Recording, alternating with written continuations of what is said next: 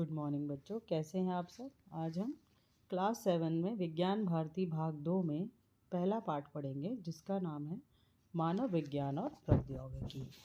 आप कक्षा 6 में भी पढ़ चुके हैं कि मानव के जीवन में विज्ञान और प्रौद्योगिकी का क्या उपयोग है, क्या क्या परिवर्तन लाया है विज्ञान और प्रौद्योगिकी ने मानव जीवन में।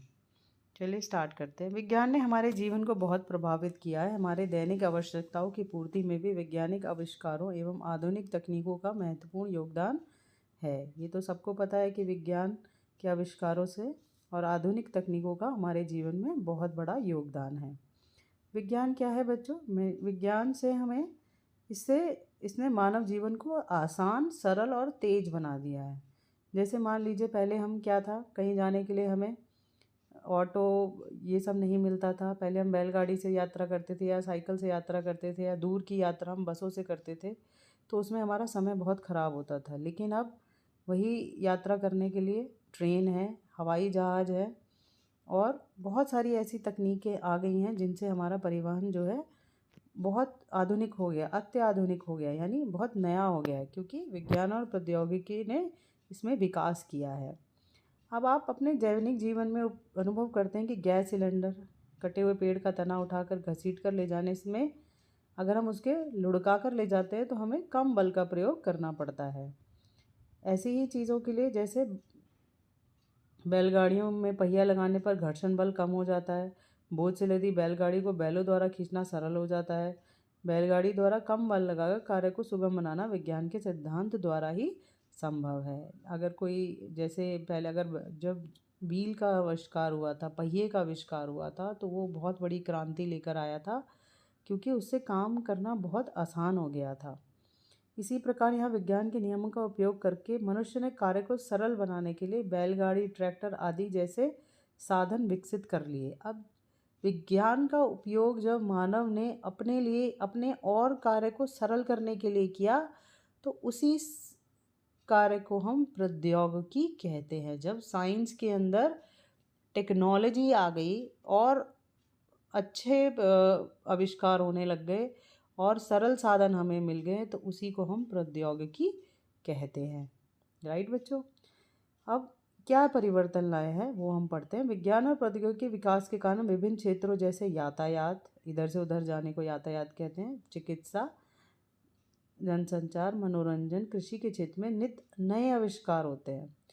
जैसे डीजल इंजन, रेडियो तथा टेलीविज़न आदि पेट्रोल की उपलब्धता से हल्के एवं शक्तिशाली इंजनों को बनाना संभव हो गया है। इन इंजनों का उपयोग हवाई जहाज उड़ाने के लिए भी किया गया है। इसी क्रम में लंबी दूरी कम समय में तय करने के लिए सुपरसोनिक जेट एवं हेलीकॉप्टर का निर्माण हुआ है। ठीक है, तो पहले जहाँ परिवहन के साधन जो थे वो कम थे, अब परिवहन के साधन बहुत अधिक बढ़ गए। आपने देखा होगा आपके घर के आसपास मेट्रो रेल चलती है, वंदे भारत ट्रेन आ गई हैं जो बहुत स्पीड, तो धीरे धीरे क्या है, टेक्नोलॉजी में अच्छा हो रहा है और अच्छे सुगमता और हमारा समय को क्या है बचाया जा रहा है, जिससे हम जल्दी पहुंच जाएं, समय पे पहुंच जाएं। तो अब जो दूरियां हैं वो थोड़ी कम हो गई हैं। हेलीकॉप्टर द्वारा जाया जा सकता है, हवाई जहाज़ द्वारा जाया जा सकता है। घंटों और दिनों की दूरी को मिनटों और आधे घंटे में पूरा किया जा सकता है। अब पहले देखिए लोग अपना उपचार कराने के लिए गांव में कोई चिकित्सा केंद्र ही नहीं होते थे, बहुत छोटे छोटे चिकित्सा केंद्र होते थे। तो अगर कोई व्यक्ति बीमार है तो उसे शहर तक पहुंचाने के लिए एम्बुलेंस का प्रयोग होने लगा है।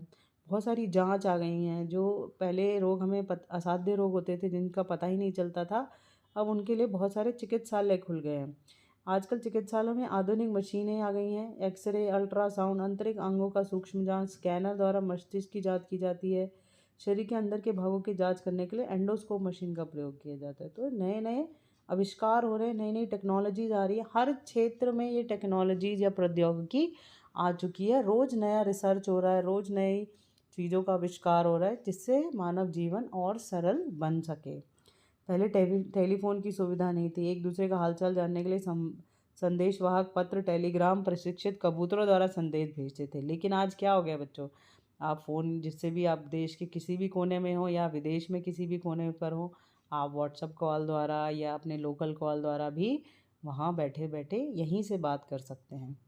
तो ये सब क्या है, ये टेक्नोलॉजी है। टेक्नोलॉजी का प्रयोग ज़्यादा से ज़्यादा हो रहा है और ये और बढ़ रहा है। पहले आप देखते, पहले मोबाइल फ़ोन थोड़े भारी और मोटे होते थे। अब के पहले कैमरे की जो सुविधा थी वो बहुत कम थी। अब अच्छे डीएसएलआर वाले कैमरास आ गए हैं आपके फ़ोन्स में भी, जिससे आप बढ़िया फ़ोटो खींच सकते हो, बढ़िया वीडियो रिकॉर्डिंग कर सकते हो। तो ये सब क्या है, ये टेक्नोलॉजी का उपयोग है। पहले लोग घुड़सवारी, शतरंज, चौपाल, ढोलक और कई प्रकार के क्षेत्रीय संगीतों के माध्यम से अपना मनोरंजन करते थे, क्योंकि पहले के ज़माने में ना तो टीवी होता था, ना ही फ़ोन होता था। तो लोग क्या है, आपस में ही ये शतरंजबाजी या कोई गेम खेलना है, चौपाल पर मिलते थे, ढोलक बजाना है, कहीं रागिनी गाना है, या आपस में जो वहाँ का क्षेत्रीय संगीत होता है उसको गा बजा कर अपना मनोरंजन करते थे। लेकिन आजकल क्या है, हर आदमी अलग अपना बैठकर, उसे किसी की ज़रूरत नहीं है, वो अपना एंटरटेनमेंट खुद कर सकता है। मोबाइल पे आप जितने मर्ज़ी रील देख सकते हैं 1 घंटे तक, कंप्यूटर पे आप गेम्स खेल सकते हैं, वीडियो गेम आ गए हैं। तो बहुत सारी चीज़ें विज्ञान और प्रौद्योगिकी देन है। पहले देखिए उद्योग धंधे कम होते थे तो लोग क्या है, गाँव से शहर भागते थे। अब क्या है, अब औद्योगिक क्षेत्र में विकसित देशों की बराबरी कर रहा है। स्टील के उत्पादन के लिए जमशेदपुर, राउरकेला ये सब प्लांट्स हैं, नए नए कारखाने हैं। इसी क्रम में रिहंद में जल शक्ति विद्युत बनाने के लिए हाइड्रोक्लोरिक पावर स्टेशन एनटीपीसी द्वारा बनाए गए हैं, यानी बिजली पैदा करने के लिए। एनटीपीसी क्या है, power, national thermal power corporation. नए नए उद्योग खुल गए जिससे लोगों को रोज़गार मिला है। और इसी प्रकार नाभिकीय ऊर्जा, न्यूक्लियर बॉम्ब या न्यूक्लियर एनर्जी के प्रयोग से ट्रॉम्बे, नरोरा, राणासा, कल्पकम के एटॉमिक पावर स्टेशन कार्य कर रहे हैं। तो ये नए नए रिसर्च द्वारा ये न्यूक्लियर एनर्जी केंद्र भी खुल गए हैं हमारे आसपास ही। इसी प्रकार कृषि के क्षेत्र में अब देखिए, पहले खेती किससे की जाती थी, पहले तो सिर्फ बारिश के सहारे रहा जाता था और बैलों द्वारा, हल द्वारा खेती की जाती थी। लेकिन अब ट्रैक्टर द्वारा बहुत कम समय में ही खेती कर ली जाती है। और पानी के लिए भी ट्यूबवेल से, जैसे पहले ज़माने में सिंचाई के लिए ढेकुली और रहट का प्रयोग होता था, अब क्या है, भूमि जल का या फिर ट्रैक्टर द्वारा या मोटर द्वारा या ट्यूबवेल द्वारा अब ये कमी पूरी की जाती है और समय पे फसल पैदा हो जाती है, जिससे किसान का ज़्यादा नुकसान नहीं होता है। इसके विपरीत आज से वैज्ञानिकों में कृषि के क्षेत्र में अनेक आधुनिक और सुविधाजनक यंत्रों का प्रयोग होने लगा है। पहले कोई यंत्र नहीं था कृषि खेती में, सिर्फ जोतने के लिए हल और काटने के लिए हंसिया होता था, उसके अलावा और कुछ नहीं था। पानी के लिए बारिश पर निर्भर रहना पड़ता। अब ट्रैक्टर आ गया, ट्रैक्टर से आप जुताई कर सकते हो, बीज बो सकते हो। थ्रेशर आ गया जिससे आप कटाई कर सकते हो। हार्वेस्टर जिससे आप निकाल सकते हो, आपको काटने की भी फसल ज़रूरत नहीं है और फसल खड़े खड़े ही ट्रैक हार्वेस्टर द्वारा निकाल ली जाती है, जिससे भूसा अलग हो जाता है और अनाज अलग हो जाता है। अब डीजल के पंप सेट आ गए हैं जिससे जब मन चाहो आप पानी निकाल सकते हो। ट्यूबवेल आ गई है। खाद्य उत्पादन बढ़ाने के लिए उन्नत प्रकार के शोधित बीज, अब नए नए बीज आ गए जिनकी क्वालिटी बहुत अच्छी है। यूरिया इतना जो खाद है वो अच्छा, सुपर फॉस्फेट जैसे रासायनिक उर्वरकों आदि का प्रयोग किया जा रहा है, जिससे खेती की पैदावार क्या है, बढ़ गई है। जहाँ पहले कम खेती होती थी, कम उत्पादन होता था, अब वही उत्पादन दुगना हो गया। अब इस खाद्यान्न के क्षेत्र में आत्मनिर्भर हो गए, यानी अब हमें किसी के ऊपर डिपेंडेंट होने की ज़रूरत नहीं। अब हम खुद ही अपने ऊपर निर्भर हैं। यह सब हरित क्रांति द्वारा संभव है। तो हरित क्रांति क्या है बच्चों, आधुनिक कृषि उपकरणों, उन्नतशील बीज, उर्वरकों और पर्याप्त सिंचाई के साधन द्वारा कृषि उपज में आशातीत वृद्धि को हरित क्रांति कहते हैं। इसके जनक भी हैं। और मत्स्य उत्पादन में भी हुआ है। देखिए खेती में मत्स्य बीज यानी मछली के बीज, सब्जी उत्पादन में उन्नत बीज, रेशम कीटों का भी अच्छी क्वालिटी के कीट, सुअर पालन में उनका संतुलित आहार दिया जाता है और उनका टीकाकरण कराया जाता है। ऐसे मुर्गी पालन में भी संतुलित आहार और टीकाकरण कराया जाता है। अब हम कह सकते हैं कि विज्ञान एवं प्रौद्योगिकी ने विज्ञान का विकास किया है। वास्तव में प्रौद्योगिकी तथा विज्ञान दोनों एक दूसरे पर आश्रित है, यानी विज्ञान प्रौद्योगिकी को और बढ़ावा देता है और प्रौद्योगिकी विज्ञान से ही बनकर बनी है। प्रौद्योगिकी का विकास विज्ञान के नियम तथा सिद्धांतों के दैनिक जीवन के उपयोग से होता है। यही कारण है कि प्रौद्योगिकी को व्यवहारिक ज्ञान भी कहते हैं। जो साइंस हम जो अपने व्यवहार में उसका इस्तेमाल कर रहे हैं उसी को प्रौद्योगिकी कहते हैं। इसी प्रकार विज्ञान का जितना अधिक विकास होता है उतनी ही प्रौद्योगिकी बढ़ती है। राइट। तो ये कुछ इंपॉर्टेंट टर्म्स हैं बच्चे, ये याद कर लीजिए। हरित क्रांति फसल से है, श्वेत मतलब दूध, दूध से है। पीली क्रांति आई, तिलहन, तिल जो होते हैं। भूरी क्रांति उर्वरक, और नीली क्रांति मत्स्य यानी जल में रहने वाले। और इसके जो जनक थे, देखिए श्वेत क्रांति के जनक डॉक्टर वर्गीस कुरियन, ठीक है। एम.एस. स्वामीनाथन हरित क्रांति के जनक थे। तो ये नाम भी याद रख लीजिए, इम्पॉर्टेंट है। चलिए नेक्स्ट पेज पे चलते हैं। अब किसी नई प्रौद्योगिकी के उपयोग से मनुष्य की जीवनचर्या और कार्य कुशलता में सुधार आ जाता है। अब क्या है, हमारी जब विज्ञान और प्रौद्योगिकी हमारे जीवन में आया तो हमारा जो जीवनचर्या है, जो रोज़मर्रा की चीज़ों है या रोज़मर्रा की आवश्यकताएं हैं, जो हम कार्य करते हैं, उसमें कुशलता में सुधार आ गया है। शिक्षा के क्षेत्र में भी देखिए, पहले टीचर्स ब्लैक बोर्ड पे चॉक से पढ़ाते थे, अब नए नए स्मार्ट टीवीज़ आ गए। आप टच की सहायता से बिना पेन के भी आप स्मार्ट टीवीज़, स्मार्ट बोर्ड्स पर लिख सकते हैं। अब आपके पास ऐसे क्यूआर कोड है आपकी बुक्स में, देखिए, जिनको स्कैन करके दीक्षा ऐप द्वारा पढ़ सकते हैं। तो ये उन बच्चों के लिए जो दूरस्थ शिक्षा कार्यक्रम है, जैसे कहीं भी बच्चा बैठा हो वहाँ से भी वो एग्ज़ाम दे सकता है, वहाँ से भी वह पढ़ सकता है। मान लीजिए आपके पास किताब नहीं है लेकिन आपके पास मोबाइल फ़ोन है, आप मोबाइल फ़ोन द्वारा वीडियोज़ द्वारा पढ़ाई कर सकते हैं। तो ये सब क्या है, ये शिक्षा के क्षेत्र में और कुछ और इसका विस्तार किया जा रहा है, जिससे लोग शिक्षा दूर दूर तक लोगों तक पहुँचे, कोई भी इससे अछूता ना रहे। तो कोई ये ना कहे कि भाई हम शिक्षा, अब शिक्षा आपके पास खुद चल कर आ रही है, आपको शिक्षा के पास नहीं जाना है, शिक्षा आप तक खुद आएगी अगर आप पढ़ना चाहते हैं तो। औद्योगिक क्रांति, उद्योगों के क्षेत्र में क्या क्रांति आई है। मेक इन इंडिया भारत बनाए, लोग बहुत सारी चीज़ें एक्सपोर्ट करते थे, चाइना से एक्सपोर्ट करते थे, लेकिन मेक इन इंडिया आने से ये पॉसिबल हो पाया है कि विदेशी कंपनियों द्वारा भारत में ही वस्तु के निर्माण पर बल दिया गया है, यानी हम अपना प्रोडक्ट खुद बनाएं और उसे ही बाजार में बेचें। आज हमारे देश में छोटी छोटी से लेकर बड़ी बड़ी मशीनों का निर्माण हो, रेल इंजन हो, हवाई जहाज हो, सब कुछ मेड इन इंडिया हो रहा है। लड़ाकू विमान, युद्धपोत, पनडुब्बी, जो हम पहले बाहर से लेते थे, जिनके ऊपर हम किसी और देश पर निर्भर होते थे, अब वह स्वदेशी प्रौद्योगिकी का उपयोग हो रहा है। ये किसकी देन है, ये प्रौद्योगिकी की देन है। सूचना प्रौद्योगिकी क्षेत्र में भारत अग्रणी राष्ट्र की भूमिका निभा रहा है, सबसे आगे है हमारा देश इसमें। सूचना औद्योगिक क्षेत्र में भारत का स्थान विश्व में राष्ट्रों में से एक है। आजकल हमारे देश में मेक इन इंडिया और लोकल के लिए वोकल पर भी बहुत जोर दिया जा रहा। लोकल फॉर वोकल मीन्स हम अपने उत्पाद खुद बनाएं और अपने ही लोगों से उसको खरीदें।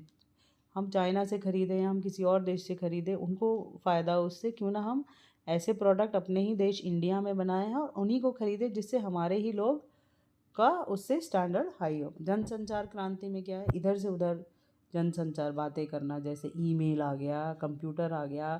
पहले डाक सेवा होती थी, अब इलेक्ट्रॉनिक डाक सेवा हो गई है, जिससे जनसंचार के क्षेत्र में क्रांति आ गई है। आप कहीं भी कोई मैसेज आपको भेजना, कोई भी डॉक्यूमेंट आपको भेजना, ईमेल द्वारा सेकंड में आप उसको भेज सकते हैं।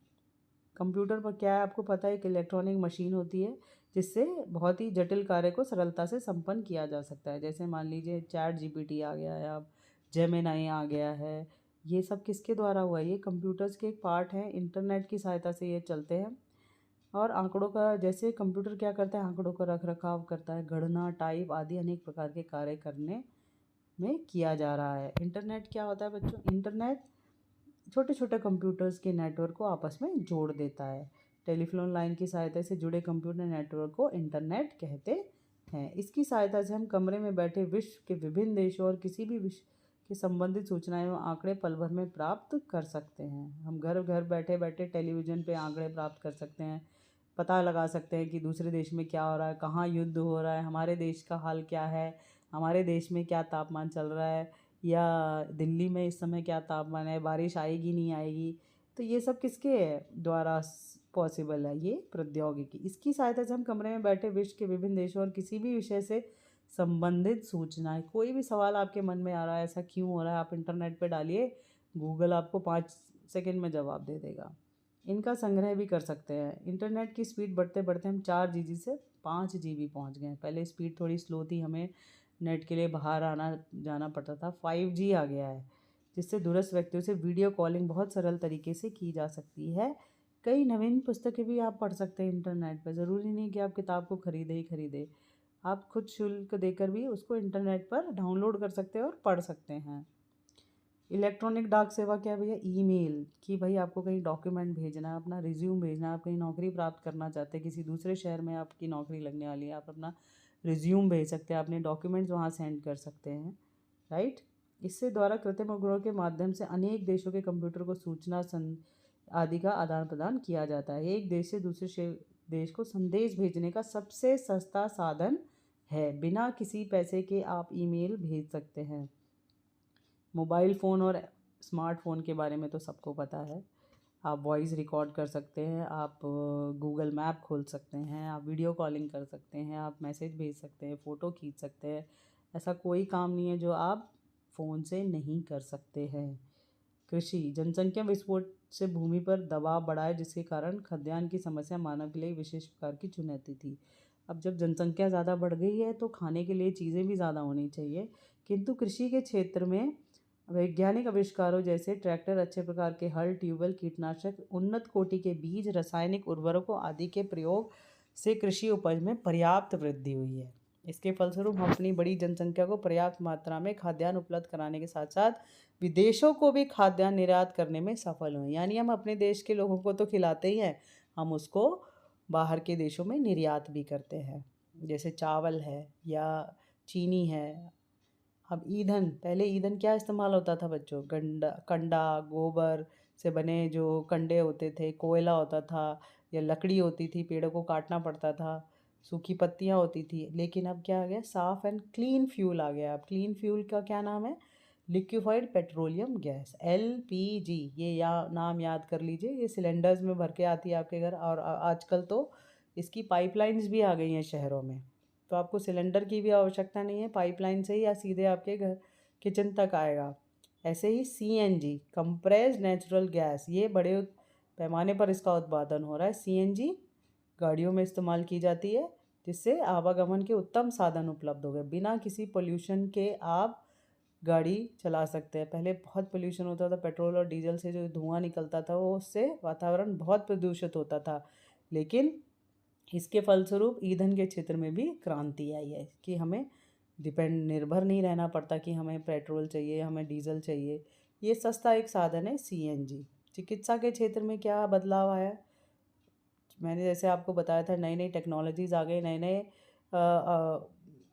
चिकित्सा के क्षेत्र में बहुत तेज़ गति से विकास हुआ है। हैज़ा, ऐसी बीमारियां जो पहले हमें नहीं पता होती थी या जिनका इलाज नहीं हो पाता था, उनके लिए भी दवाइयाँ बन गई हैं। कैंसर जैसे डिज़ीज़ को भी अब हम क्योर कर सकते हैं। जैसे आपने देखा होगा कोविड-19 में अभी बहुत बड़ा एक झटका लगा था सभी देशों को कि एक ऐसी बीमारी आ गई थी जिसका हमें दवाई के बारे में भी नहीं पता था, लेकिन इंडिया ने उसकी प्रतिरोधी टीकों का विकास हुआ और हमने इसका निर्यात भी किया। अल्ट्रासाउंड, एक्सरेज की नई नई टेक्नोलॉजीज़ की मशीन आ गई हैं। एंडोस्कोपी, MRI आदि का शरीर के अंदरूनी भागों का जांच में प्रयोग किया जा रहा है। इनसे घातक बीमारियों की रोकथाम में तीव्र गति से सफलता मिली है। फलस्वरूप चिकित्सा के क्षेत्र में क्रांति आ गई है। बिल्कुल आई है क्रांति। राष्ट्रीय सुरक्षा एवं युद्ध में, राष्ट्रीय सुरक्षा क्षेत्र में हमारे देश ने बहुत तेज़ी से उन्नति की है। इससे एक नई क्रांति आई है। बहुत सारी नई मिसाइलों का देखिए भारत ने निर्माण किया है। पृथ्वी, अग्नि, त्रिशूल, ये सब मिसाइल्स हैं। कोई युद्ध की स्थिति में रॉकेट द्वारा मिसाइलें छोड़ने की तकनीक ने हमारे देश में सफलता प्राप्त की है। भारत ने कृत्रिम उपग्रहों को विकसित करने और उन्हें पृथ्वी की कक्षा में स्थापित करने की प्रौद्योगिकी में महत्वपूर्ण सफलताएं प्राप्त की है। कृत्रिम उपग्रहों से न केवल दूरसंचार में अभूतपूर्व विकास संभव हुआ है, अपितु दूर संसूचन में भी विश्व में अग्रणी हो गए हैं। तो बच्चों, ये था आपका आज का पाठ। और जैसे विज्ञान और प्रौद्योगिकी के विकास से मनुष्य को केवल लाभ ही नहीं मिला है, वरन उससे हानियाँ भी हुई हैं। हानियाँ क्या हुई हैं? उद्योगों से संख्या तो बढ़ गई, लेकिन अपशिष्ट पदार्थ प्राय ऐसे नदियों में बहा दिए जाए अथवा भूमि में विसर्जित कर दिए जाते हैं, जिसके कारण नदियों का जल भूक्षेत्र प्रदूषित हो रहा है। प्रदूषण बहुत बड़ी समस्या है जो आजकल सभी के जीवन में है। मनोरंजन के साधन तो बढ़े हैं, लेकिन उससे ध्वनि प्रदूषण बना है। कारखानों मजदूरों की आवश्यकता कम पड़ी है, जिसके कारण बेरोजगारों की संख्या में वृद्धि हुई है। जंगल में अंधाधुंध कटाई हो रही है, फलस्वरूप जंगलों का विनाश हो रहा है। वातावरण में प्रदूषण बहुत बढ़ गया है, जिससे हमारे जंगलों को नुकसान हो रहा है, वातावरण हमारा प्रदूषित हो रहा है। तो विज्ञान और प्रौद्योगिकी से होने वाली हानि से बचने के हमें प्राकृतिक संसाधनों को समझदारी से दोहन करना होगा अर्थात नए आविष्कारों का उपयोग समाज की उन्नति के लिए करना होगा। तो बच्चों, जहाँ विज्ञान ने हमें बहुत कुछ दिया वहीं उसकी हानियाँ भी बहुत हैं, इसलिए हमें प्राकृतिक संसाधनों का प्रयोग करना चाहिए। चलिए नेक्स्ट वीडियो में मिलते हैं जिसमें हम प्रश्नोत्तर करेंगे।